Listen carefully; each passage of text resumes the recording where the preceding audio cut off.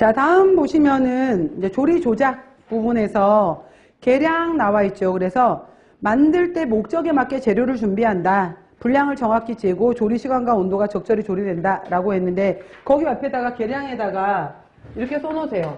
부피를 측정하는 것과 무게를 측정하는 것이라고 얘기를 했죠. 그래서 무게를 재는 것은 당연히 저울을 이용해서 재는 거고요. 그 다음에 부피를 이용하는 방법은 계량 컵이라든지 그 다음에 계량 스푼을 이용하는 방법을 우리가 부피를 이용하는 방법으로 보는 거예요. 그래서 부피법이 있고 계량법이 있다. 그러니까 이거 무게를 보는 방법이 있다라는 거 두 가지로 정리를 해 놓으세요. 그래서 컵 같은 경우에도 여러분들 아시죠? 한 컵짜리도 붙어 있지만은 한 컵의 절반짜리에 해당이 되는 2분의 1컵짜리도 있어야 되는 거죠. 그 다음에 3분의 1컵짜리, 4분의 1컵짜리 이런 식으로 해서 이렇게 나눠지는 컵들을 우리가 할편 컵이라고 얘기를 해요. 그래서 바로 뒤에 나오는데 예를 들어서 물엿을 2분의 1컵을 재야 돼 라고 했었을 때 물엿이 이렇게 200ml짜리 컵이 있었는데 내가 여기에 딱 절반까지만 부어야지 했는데 물엿이라는 것은 붓다 보면 이렇게 올라올 거 아니야. 점성이 있기 때문에.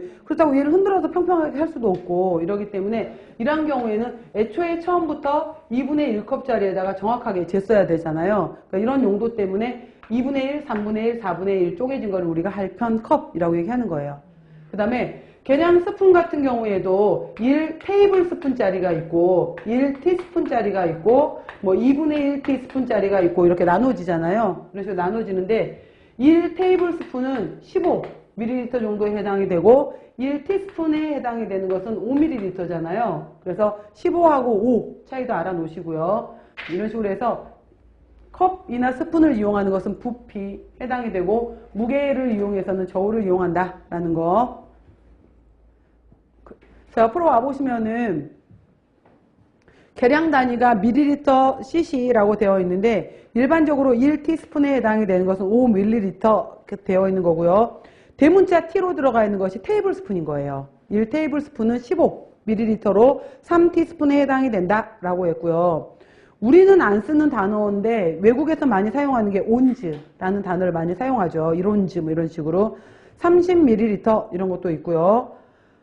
한 컵에 해당이 되는 것은 우리는 200ml로 보고 있고요. 1파인트, 1쿼트, 1갤런, 1국자, 1대, 1리터, 쌀 1대 이런 것들이 나눠져 있다는 거. 그리고 하나 더 참고로 알아놓으시면은 우리나라하고 국제 단위하고 국제적으로 쓰는 단어가 틀려요. 그래서 우리나라는 한 컵 이렇게 얘기했었을 때 우리는 아까도 말했지만 우유 한 컵 그럼 몇 밀리리터예요?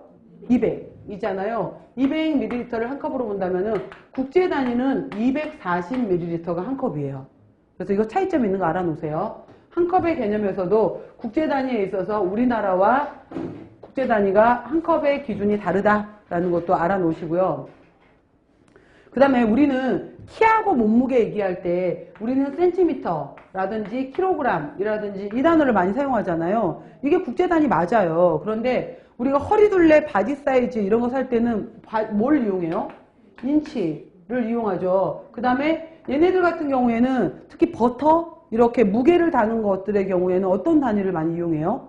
파운드. 그죠? 그래서 파운드라는 것들을 굉장히 많이 사용한다라고 했는데 길이를, 그러니까 이게 1인치가 아마 2.54cm인가 그럴 거예요. 1인치가 2.54cm인가 그렇고 1파운드에 해당이 되는 것도 무게가 다른데 453.6g에 해당이 되는 것을 1파운드라고 해요. 그래서 예를 들어서 버터 같은 경우에 1파운드짜리를 사용하게 되면은 이런 식으로 홈이나 있어서 이걸 4분의 1조각으로 쪼갤 수 있게끔 되어 있는 것들도 있고요. 그래서 근데 이걸 파운드라는 용어를 이렇게 쓰지 않고 얘네들이 단위를 쓸 때는 lb라는 용어를 사용해요. 그래서 lb라고 써 있는데 이 lb가 라틴어로 로마어로 했었을 때 리브라라고 한대요. 이 리브라가 천칭저울이었대요.